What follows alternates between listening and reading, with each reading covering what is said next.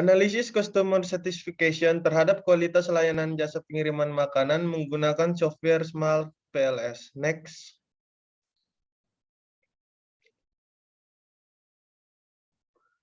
Sebelumnya perkenalkan anggota kelompok kami, kelompok 3, yaitu Raihan Saputra Cemar, saya sendiri, Rigal Nugraha, Jessica Sinaga, dan Penina Angelika BR Ginting. Next.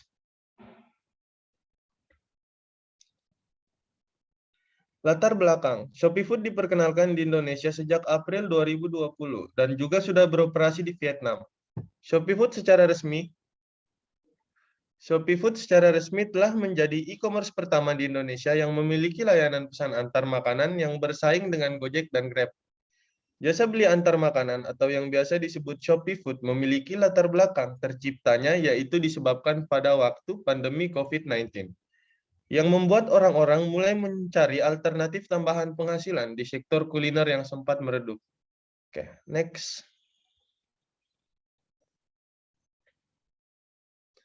Tujuan penelitian kami ada 3. Yang pertama, menentukan tingkat kepercayaan pelanggan terhadap layanan Shopee Food. Yang kedua, mengidentifikasi kekurangan dalam jasa layanan Shopee Food. Dan yang ketiga, menentukan ketertarikan masyarakat menggunakan Shopee Food sebagai layanan baru. Next. Rumusan masalah dan teori. Shopee Food diperkenalkan di Indonesia sejak April 2020 dan juga sudah beroperasi di Vietnam. Shopee Food secara resmi telah diperkenalkan di YouTube sejak 10 Januari 2021. Shopee menjadi e-commerce pertama di Indonesia yang memiliki layanan pesan antar makanan yang bersaing dengan Gojek dan Grab. Jasa beli antar makanan atau yang biasa disebut Shopee Food ini memiliki latar belakang terciptanya yang disebabkan pada waktu pandemi COVID-19 yang membuat orang-orang mulai mencari alternatif tambahan penghasilan di sektor kuliner yang sempat meredup. Kunci utama untuk memenangkan persaingan adalah memberikan nilai dan kepuasan pelanggan melalui penyampaian produk berkualitas dengan harga yang bersaing. Kepuasan pelanggan dapat ditunjukkan melalui sikap pelanggan saat berlangganan. Oleh karena itu, penelitian ini diperoleh hipotesis bahwa variabel responsiveness, timeliness, promotion, dan cost sangat berpengaruh positif terhadap kepuasan pelanggan. Selanjutnya akan dilanjutkan oleh teman saya, Jessica. Selanjutnya ada hasil pembahasan. Next. Yang pertama itu adalah mengenai autoloading. Pada perhitungan pengujian validasi pada setiap variabel, maka akan dilakukan perhitungan menggunakan autoloading. Autoloading ini akan menunjukkan seberapa besar korelasi pada setiap masing-masing indikator dengan setiap variabelnya. Jika nilai variabel loading lebih besar dari 7, maka akan dinyatakan valid. Validasi konvergen ini dilakukan untuk membuktikan bahwa pertanyaan-pertanyaan yang diajukan dapat dipahami oleh responden. Next. Yang kedua itu ada cross-loading. Hasil perhitungan cross-loading pada tabel di samping didapatkan dengan cara pengukuran validitas diskriminan.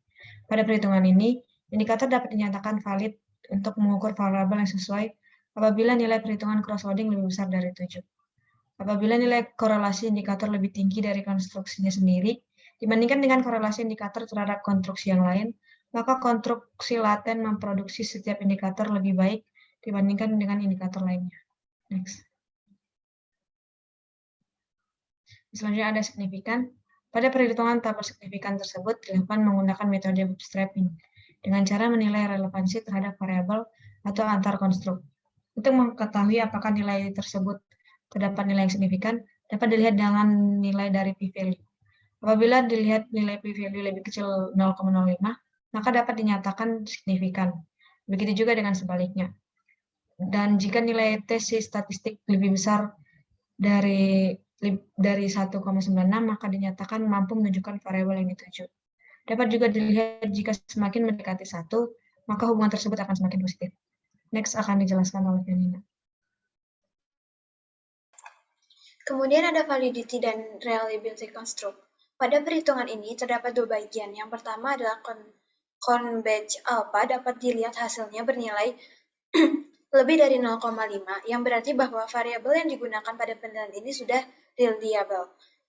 Uji reliabilitas Ini diperlukan untuk mengetahui bahwa apakah variabel yang digunakan jika digunakan 2 kali untuk mengukur gejala yang sama akan memberikan hasil pengukuran yang relatif konsisten. Yang kedua, ada composite reliability, yang digunakan untuk menunjukkan internal konsistensi dari suatu indikator dalam variabel laten. Nilai dianggap reliable jika lebih dari 0,7. Biasanya nilai composite reliability cenderung lebih besar dari converge alpha. Next.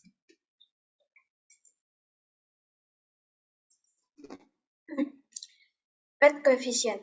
Untuk menentukan hasil nilai tabel di atas, dilakukan dengan metode bootstrapping. Untuk mengetahui pengaruh signifikan dapat dilihat dari nilai p-value. Apabila bernilai kurang dari 0,05, maka nilai-nilai signifikan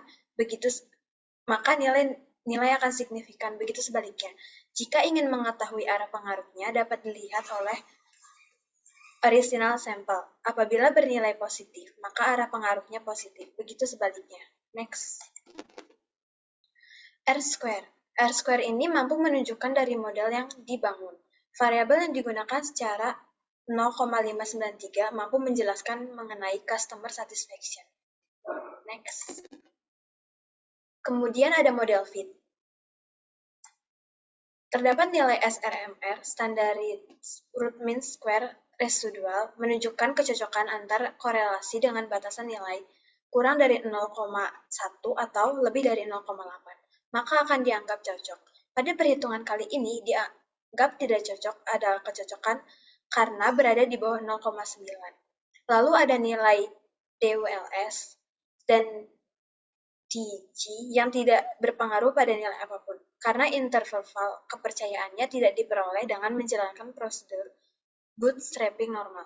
Selanjutnya ada chi-square. Nilai ini tidak dapat digunakan sebagai satu-satunya ukuran kecocokan keseluruhan model, karena chi-square sensitif terhadap ukuran sampel. Yang terakhir ada NFI, Normal Fit Index, menghasilkan nilai antara 0 dan 1. Semakin mendekati 1, maka akan semakin baik. Next. Selanjutnya akan dijelaskan oleh teman saya, Rigel. Ya, slide selanjutnya menjelaskan tentang discussion berdasarkan hasil analisis yang sudah dilakukan terhadap pengaruh antar variabel, dapat disimpulkan bahwa keempat variabel independen yang digunakan memiliki pengaruh yang signifikan terhadap customer satisfaction yang terdiri dari responsiveness, timeliness, promotion, and cost. Strategi yang akan diterapkan akan fokus pada keempat variabel tersebut. Next.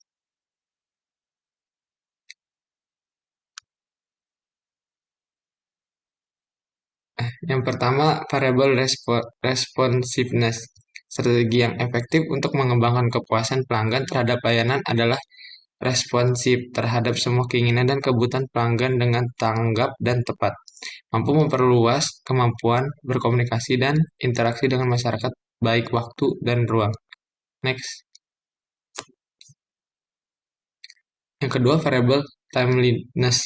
Strategi yang efektif untuk mengembangkan kepuasan pelanggan terhadap layanan adalah dengan memaksimalkan waktu pengiriman sehingga pelanggan merasa puas karena barang sampai tepat waktu dan memberikan estimasi yang tepat sesuai dengan yang diberikan. Next. Yang ketiga, variabel promotion. Strategi yang efektif untuk mengembangkan kepuasan pelanggan terhadap layanan adalah dengan memberikan potongan harga pada event-event tertentu kepada pelanggan. Dengan begitu, pelanggan akan merasa tertarik. Next. Dan yang terakhir, variable cost. Strategi yang efektif untuk mengembangkan kepuasan pelanggan terhadap layanan adalah dengan memberikan harga yang tepat dan terjangkau, serta sesuai dengan kualitas dari jasa tersebut. Next.